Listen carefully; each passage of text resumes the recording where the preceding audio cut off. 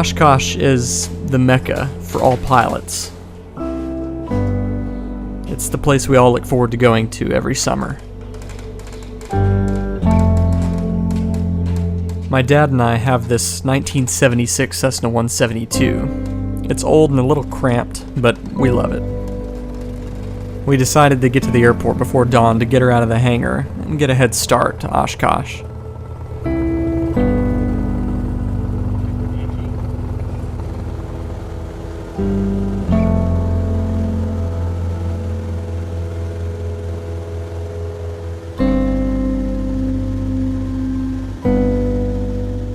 It's always flights like these that remind me how beautiful the sunrise is from the cockpit. And it's even better that I get to share this with my dad.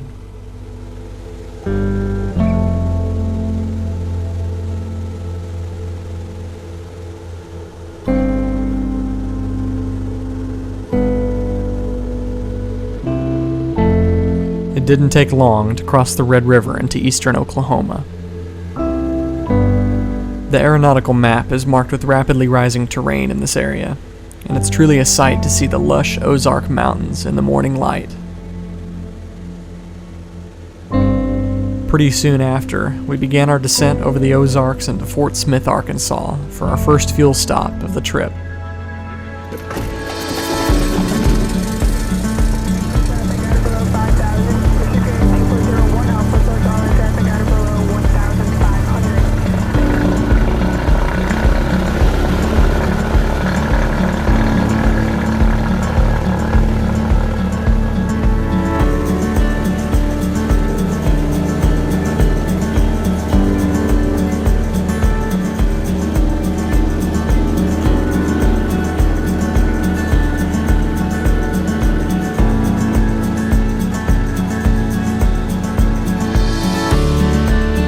After a quick fuel up and coffee break, we switched seats and left the ground beneath us, bound for Galesburg, Illinois.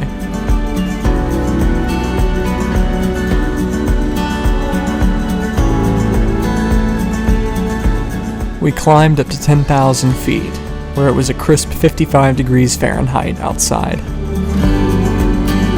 We had plenty of fuel to overfly the state of Missouri, and were shortly crossing the mighty Mississippi River into the state of Illinois.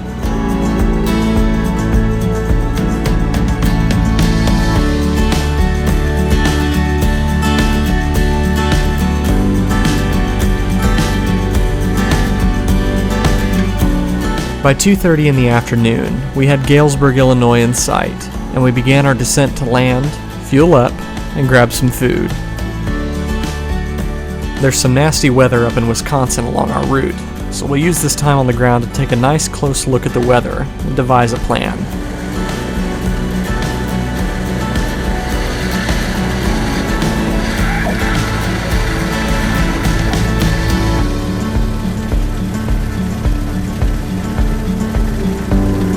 Okay, so we got to Galesburg, Illinois. We don't know if we're going to be able to get into Oshkosh today. It's Friday afternoon. It's 3:25 in the afternoon.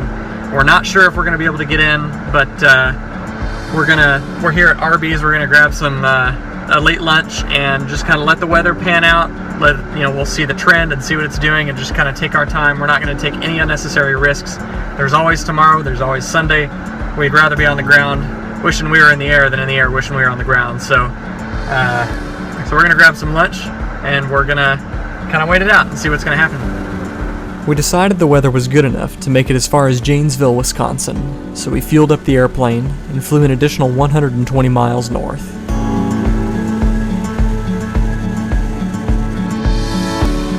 Just as we were approaching the state line between Illinois and Wisconsin, the view out the left window was starting to look not so friendly. We approached the airport from the south, and we contacted Janesville Tower, and they cleared us to land on runway 14.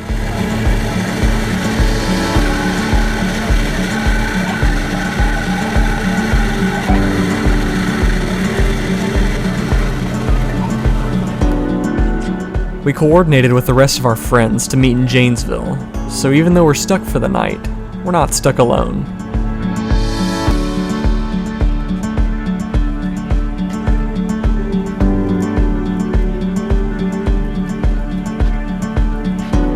The weather quickly got much worse after we landed, so we had Janesville Jet Center put our airplane in a hangar overnight for us.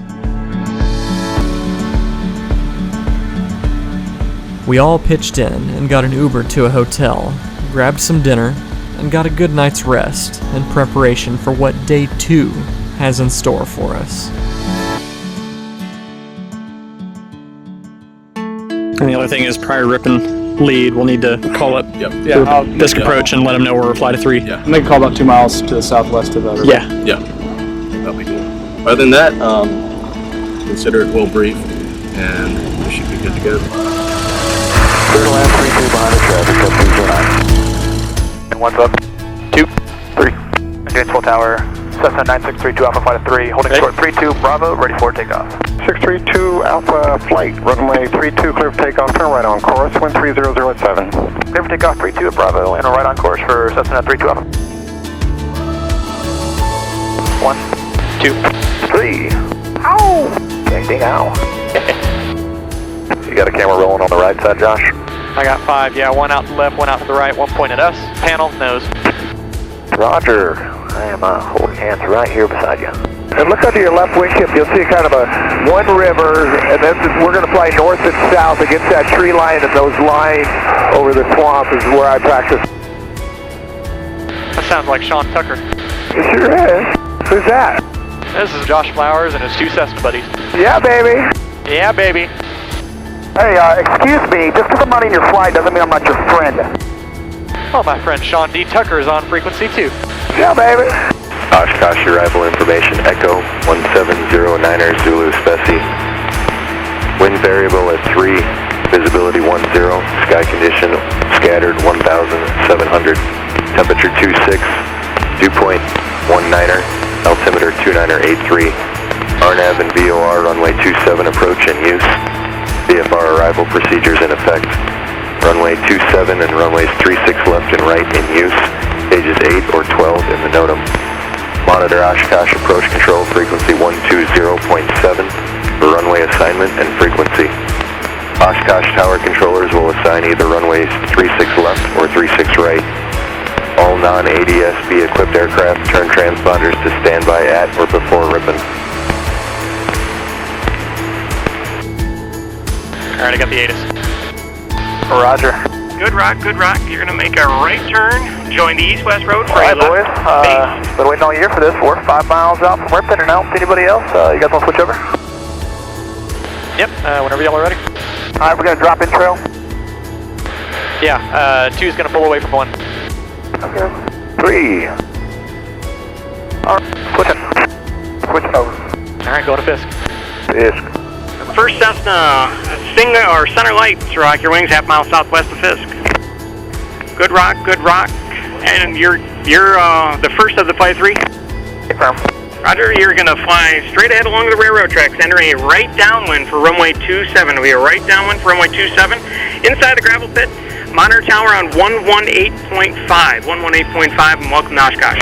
All aircraft inbound from Fisk, follow the railroad track northeast. Maintain 1,800 until the downwind. Keep your downwind inside the gravel pit. We'll call you out by type and color on the downwind. High wing tail diagram midfield to start your descent. Runway 27 clear to land, green dot. Alright, that's him. Cessna midfield, follow tail drag. Are you a flight with one behind you? Affirm. Beam and coordinate.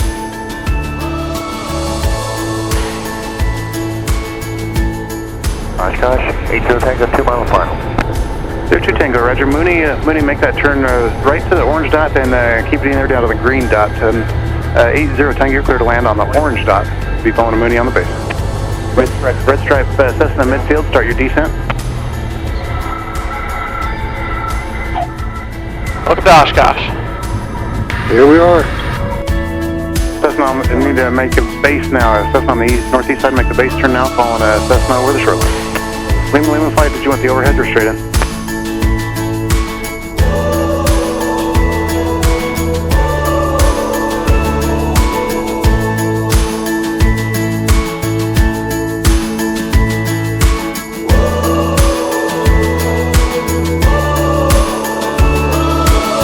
After After celebrating with our wingmen for finally making it to Oshkosh, we whipped up our tent next to the airplane and started setting up what would be our home for the next week.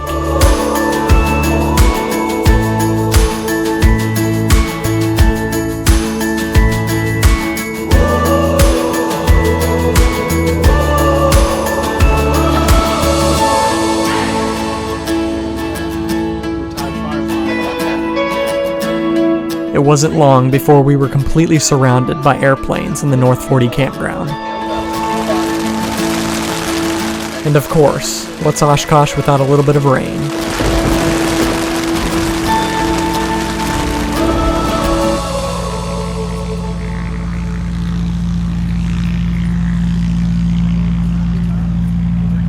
When you're camping, you usually wake up to birds chirping and the trees rustling in the wind.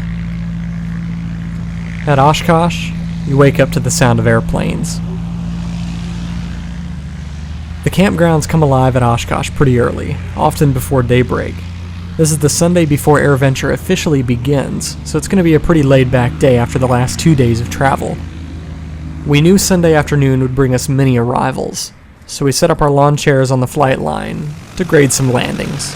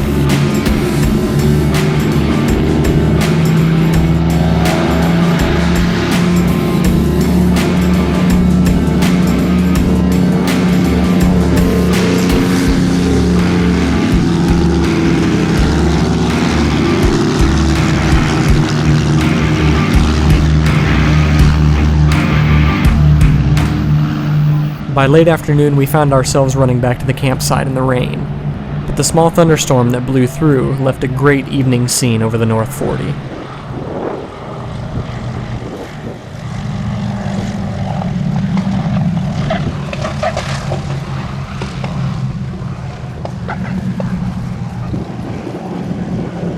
The storms ended up cooling Oshkosh down into the 50s, so we threw on our jackets, got some dinner, and hit the sack.